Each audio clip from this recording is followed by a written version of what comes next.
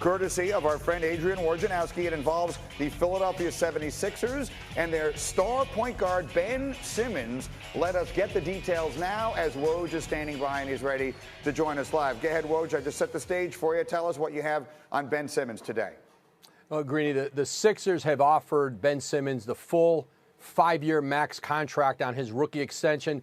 That would be 5 years, $170 million. And, they're going to continue to talk with Simmons' agent, Rich Paul, in the coming days, weeks. And there's an expectation that they'll get a deal done.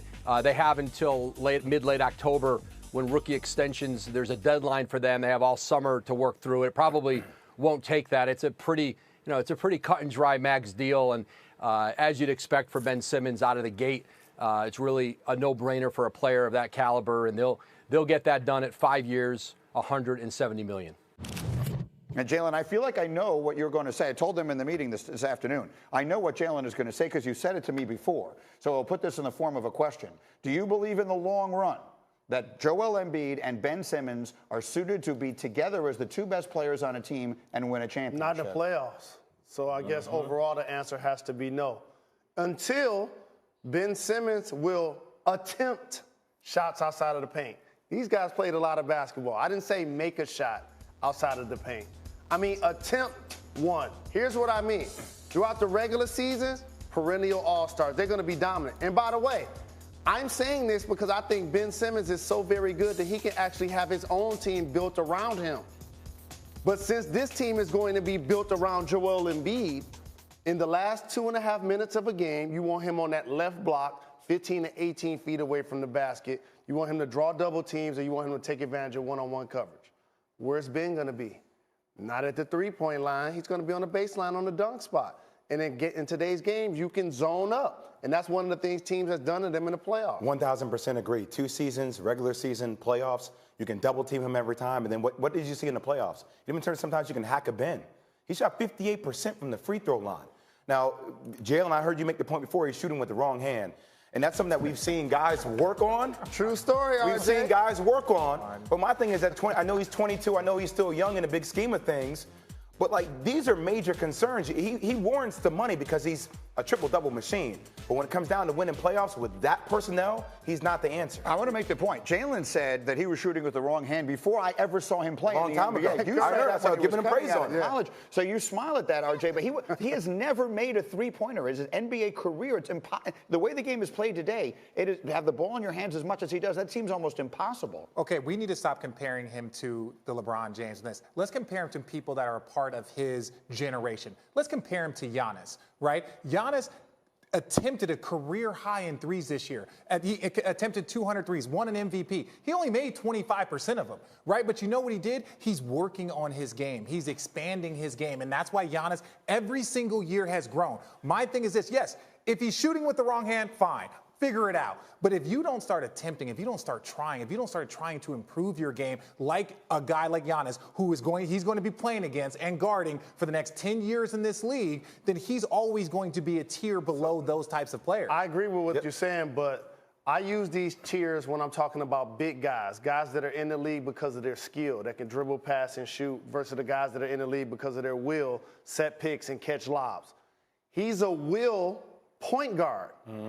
He's the only one in today's game. Even a guy like Patrick Beverley, who's going to lock down on D, at least make 40% of his shots. At some point, RJ, I'm not saying make a three.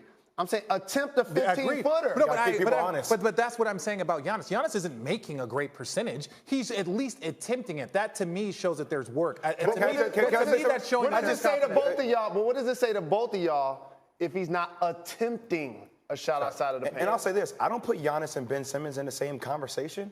At all. No. But when we're talking, with all due respect to Ben. No, but we're talking about guys that are the same generation. They're in the same age group, and they're going to be playing against each other for the next 10 years. He's not going to be playing against Bron for the next 10 years. He's not going to be playing against. These are the guys that are going to be ushering in the next. I also NBA. think when you get to the playoffs, when it becomes a half-court game, and Joel Embiid takes up so much of the paint because you don't want him floating around too, then you consider there's not a lot of place to drive and attack. Where Giannis, it was all about space. Yeah. Brook Lopez knocking down threes, Listen, guys on the perimeter. Can I just say something that I have to believe a lot of of other people are thinking. Yes, he has certain abilities on a basketball court that jump out so quickly at you that you can't help but be mesmerized.